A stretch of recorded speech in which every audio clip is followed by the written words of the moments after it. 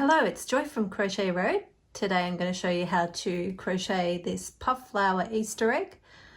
I'm going to use the Pepin 14 by Fiddlesticks, which is a bulky weight 100% superwash merino yarn. That's 97 meters per 100 grams.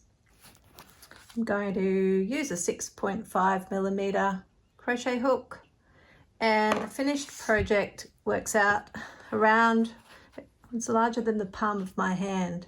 There's a free PDF for this pattern also, and there will be a link in the description below to that. To begin, make a magic ring and chain one, which doesn't count as a stitch, and then make a puff stitch variation. Now, this is the way that I like to do these because I think it makes our puff stitches for this pattern really neat. However, you can use regular puff stitches and you might find that satisfactory. This is the way we do the variation on a puff stitch. So yarn over, place your hook into the magic ring and pull up a loop to that decent height, around about 1.5 to 2 centimeters, depending on the yarn weight you're using. Yarn over 2 into the ring and pull up a loop to that same height. Yarn over 3 into the ring and pull up a loop, and yarn over 4 into the ring, pull up a loop. See, I'm pulling open on the magic ring and the tail at the same time as pulling up with my hooking hand. I'm also holding those loops on top of the hook as I make the yarn overs. Then you pinch the yarn, the working yarn, at the base of the puff stitch while you yarn over and pull through all 9 loops. See, I put my hook head down so it didn't grab onto any of those loops as I go through. And then you place your hook back into that little space that you're holding open by pinching the yarn, the base of the stitch. Yarn over and pull up a loop, and yarn over and pull through 2, so effectively making a single crochet in the top of that stitch. Then we do a chain 2, and we do that 6 more times, so we have a total of 7 petals. Yarn over and into the magic ring, pull up a loop, yarn over 2 into the magic ring, pull up a loop, that hasn't gone into the ring, into the magic ring and pull up a loop, yarn over 3 into the magic ring and pull up a loop, and yarn over 4 into the magic ring and pull up a loop. Pinch the yarn at the base of the stitch, yarn over, turn your hook head down, pull through. Now I like to do those 8 loops that are on the hook and then that final 9th loop separately because it does have a little bit more difficulty coming through the chain stitch at the end there.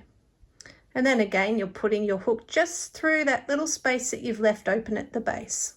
That's all you need to do, is to just go down through that space again, yarn over and pull up a loop, and yarn over and pull through 2.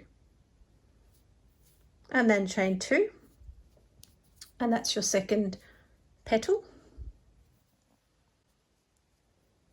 Yarn over, insert into the magic ring, pull up a loop, and just try and keep those petals the same size. That's the tricky bit, and you might want to redo a few if you're finding that they're not quite even. Yarn over 2, pull up a loop, yarn over 3, pull up a loop, yarn over 4, pull up a loop, pinch your yarn at the base of the stitch, yarn over and pull through.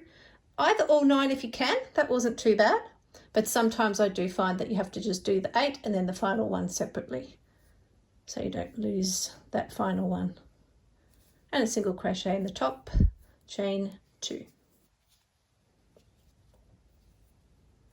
Yarn over, 1, 2, 3, 4, pinch the yarn, pull through and pull through that final up, and that happens to all of us. So what I'm going to do in that instance, because I've lost the loop right in the middle of all those yarn overs, so I'm just going to redo that stitch. And in fact, I will finish the 7 petals and get back to you at the end of this round. So here we are, ready to join at the end of round 1. I've tightened my magic ring by pulling on the yarn tail. Now to do a reverse slip stitch join, turn your work over, remove your hook from the working loop, find the top of the first puff, which is right here. If you're having trouble finding it, just swivel your work around again and you can see that's the top of the first puff stitch there. And grab onto the working loop, pull that through the top of the stitch, and that's your reverse slip stitch. I like to do a chain 1, which when you then turn it around to work on the front, puts your hook in a good position, your yarn in a good position really, to be able to work into the top of that first puff stitch. So we make a single crochet in the top of the first puff stitch and then place a marker, PM.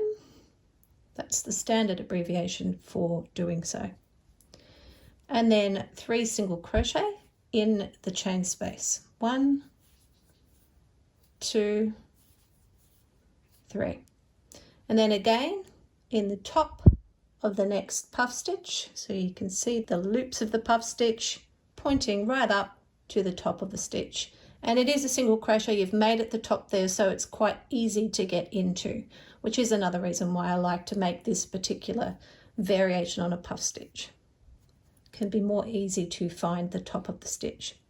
And that's your 1 single crochet and then 3 single crochet in the next chain 2 space. Single crochet in the top, 3 single crochet in the next chain 2 space, all the way around.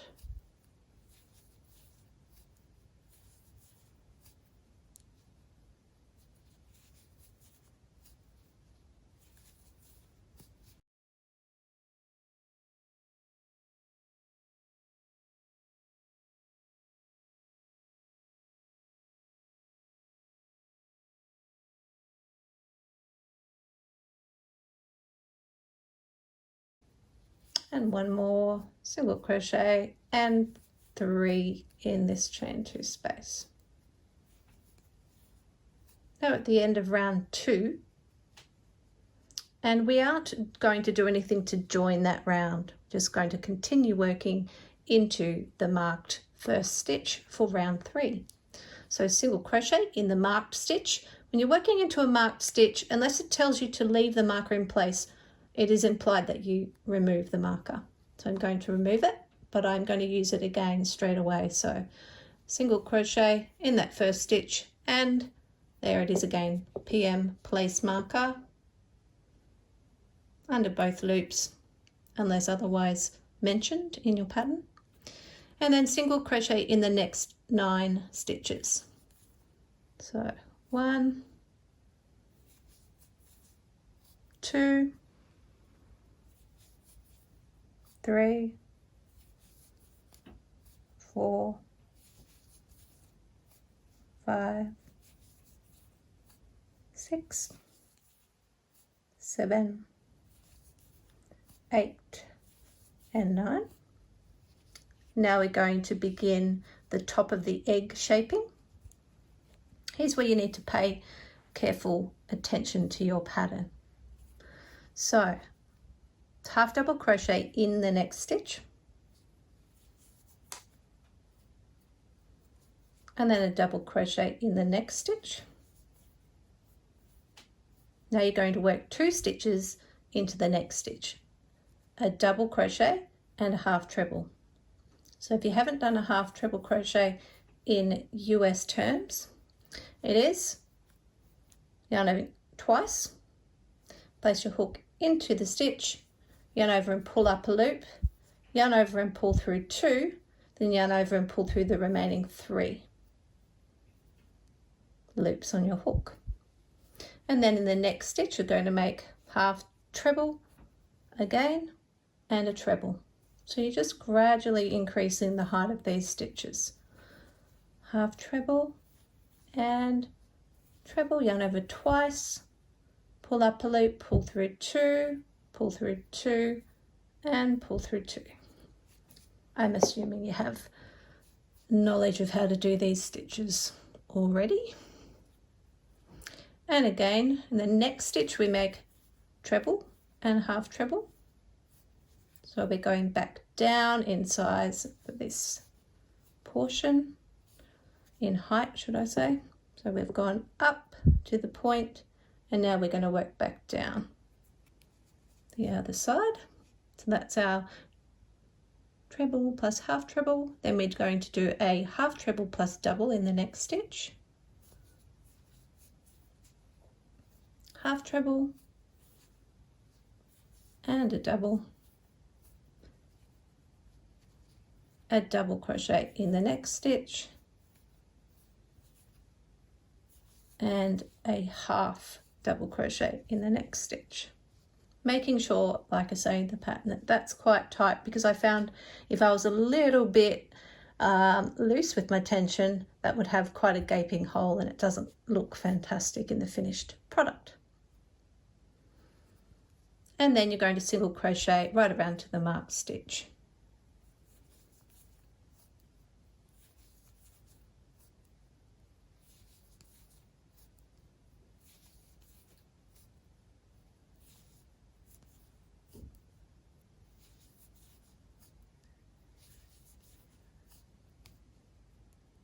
Oops, I lost that one.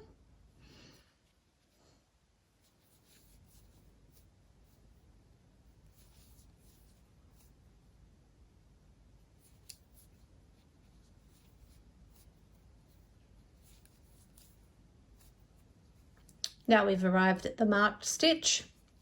We have finished round 3. And for round 4, we make a tight slip stitch in the marked stitch. So now we're going to be doing our pretty edging. So tight slip stitch and then place the marker in that tight slip stitch under both loops of the slip stitch. And now make a loose chain 1. Now the object with this is to make your edging neat and seamless.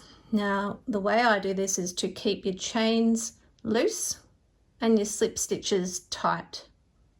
And you want to keep the tension of the chains the same all the way around and the tension of the slip stitches the same all the way around. And that's how I get this lovely zigzag finish. So the key is in keeping your stitches uniform.